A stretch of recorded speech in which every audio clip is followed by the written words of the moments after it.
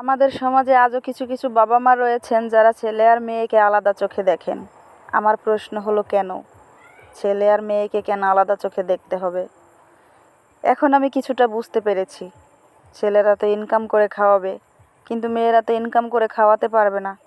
আমাদের মধ্যবিত্ত পরিবারে আজও এই ভাবনাটা ভেবেই বাবা মা চলেন। কিন্তু কখনো কখনো দেখা যায় যেই বাবা মা এইসব চিন্তা ভাবনা করে মেয়েদেরকে একবারে ঠকিয়ে যাচ্ছেন, তাদের কপালে ওই ছেলের কামাই তো জোটেই না।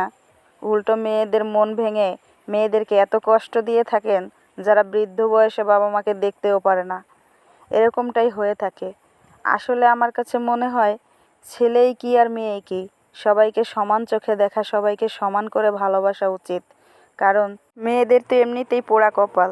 পরের বাড়িতে গিয়ে কী অবস্থায় থাকবে, কী খাবে, কী পরবে, তা তো একমাত্র আল্লাহই ভালো জানেন। তবে সব মেয়েদের কপালে বাবার বাড়ির সুখ বা শ্বশুর বাড়ির সুখ কোনোটাই জোটে না। মেয়েদেরকে অনেক ভাগ্য করে আসতে হয় সুখে থাকার জন্য।